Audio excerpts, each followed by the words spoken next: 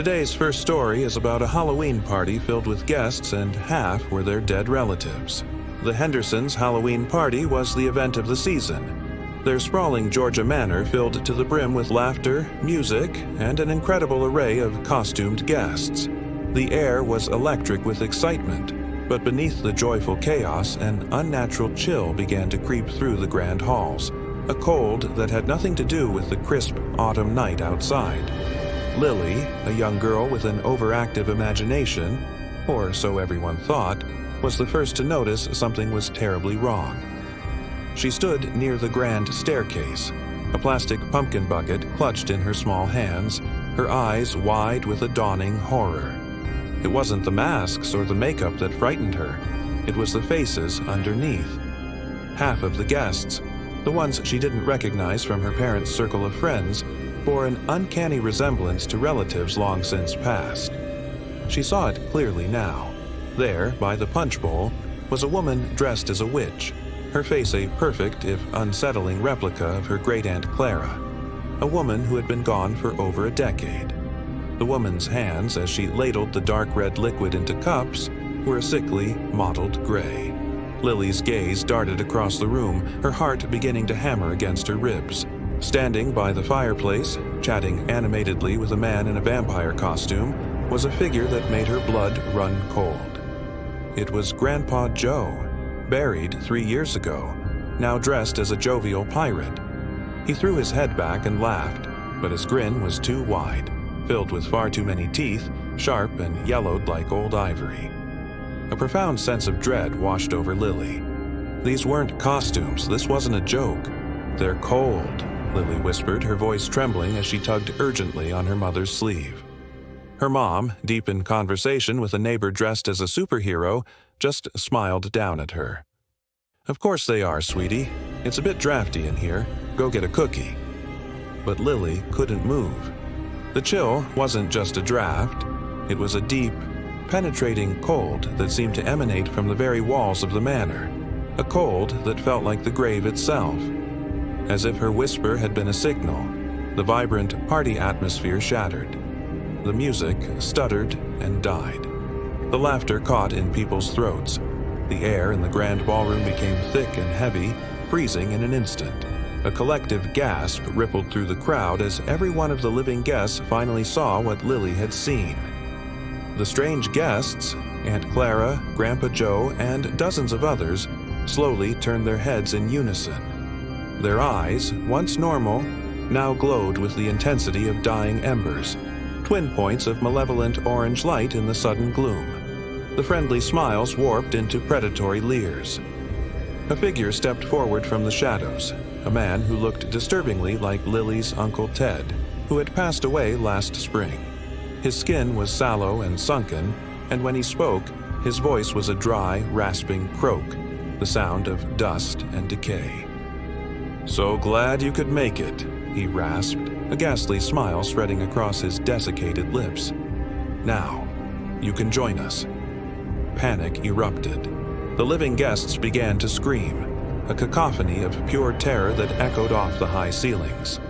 They scrambled for the exits, but the heavy oak doors slammed shut, the windows turning black and opaque. Then, the true horror began. As the living guests clawed at the doors and cried for help, they started to see new faces among the dead. Their own faces.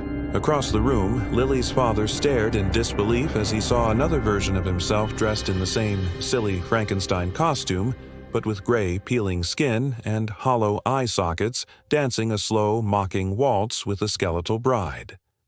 One by one, the living guests watched in abject terror as their own doppelgangers materialized among the spectral crowd.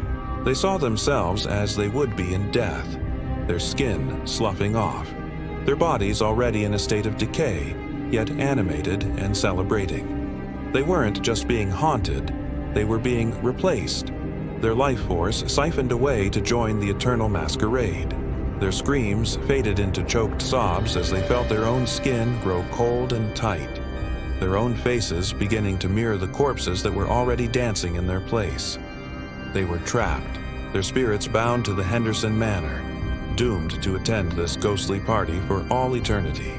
a permanent addition to the manor's eternal, horrifying revelry. Thank you so much for joining me for this terrifying tale. If you enjoyed this story, please hit that like button, and don't forget to subscribe and turn on notifications so you don't miss our next descent into darkness. Next up, they all sang Amen this Halloween, but you won't believe it. Only the dead relatives answered back. Gather round, folks, and let me tell you a story from the heart of Indiana, one that still sends shivers down the spines of those who live there. It's about the Carter family and a Halloween night they would never, ever forget. Picture it. An old, creaky farmhouse, the kind where every floorboard has a story and every shadow seems to move on its own. The Carters were a devout family, and on this particular Halloween, they gathered around their heavy oak dining table, the one that had been in the family for generations. The wind was howling outside, rattling the window panes like a restless spirit trying to get in. Inside, the only light came from a cluster of flickering candles in the center of the table, casting long, dancing shadows that played tricks on the eyes. The family joined hands, Father Carter at the head, his wife Sarah to his right, and their children, teenage Jessica and little Ben, across from them. They bowed their heads, their tradition on this night not to celebrate ghouls and goblins, but to honor their faith and pray for protection. Let us give thanks. Father Carter's voice was a steady baritone, a rock in the unsettling quiet of the old house. They began to sing a simple hymn, their voices rising together in a familiar, comforting harmony. Amen, they sang, the sound filling the room, a shield against the darkness of the night. But as the last note of their first Amen faded, something was wrong. The air grew heavy, thick and cold, as if the very breath had been sucked out of the room. The candles sputtered, their flames shrinking to tiny blue dots before flaring up again, violently. They started the second verse, a little more hesitantly this time. Their voices trembled slightly as they sang, and then they heard it. Other voices, joining theirs. They weren't coming from outside or from another room. They were right there, in the dining room with them, weaving in and out of their own singing. These new voices were raspy, dry, like leaves skittering across pavement, and they were disturbingly familiar. Little Ben was the first to break. He let out a small gasp and his eyes went wide, pointing a trembling finger toward the corner of the room where the shadows were deepest. "Mommy," he whispered, his voice barely audible. "Look." Sarah followed his gaze and a choked sob escaped her lips. The shadows were no longer just shadows. They were coalescing, taking shape, pulling themselves out of the darkness. Faces began to emerge from the gloom, pale and indistinct at first, then sharpening into horrifying detail. There was Grandma Ruth, her face ashen, a dark, jagged line still visible across her throat from the unsolved break-in years ago. They were singing, those decayed mouths moving in sync with the living. Amen, they croaked, a spooky choir. The Carters froze, terror gripping them as they tried to scream, but no sound came out. It felt like something was making them sing, their throats tightening, mouths forming the words against their will, in horrifying sync with the dead. The spectral figure of Grandma Ruth turned her head, a sickening crackle echoing in the silence between notes. Her glowing red eyes locked onto Sarah, and a grin spread across her decomposed face. "You're already ours," she whispered, her voice a dry rustle that slithered into their minds. The other spirits grinned too, a silent promise of eternal reunion. Just then, a deafening crack split the air.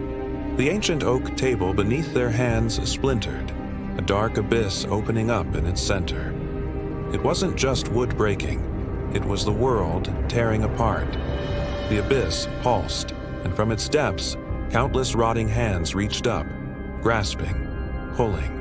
The Carters screamed, finally, but their screams were swallowed by the abyss as they were dragged down, one by one, into a writhing, suffocating mass of their own decaying kin. The candles went out, plunging the room into absolute darkness. The only sound left was the faint raspy echo of a final, triumphant Amen, So if you're ever in rural Indiana and see an old dark farmhouse on Halloween night, maybe don't stop to listen. Because some families never truly leave. They just wait to welcome you home. Thanks for watching, and if you enjoyed this story, don't forget to hit that like button and subscribe for more tales from the shadows. Stay safe out there.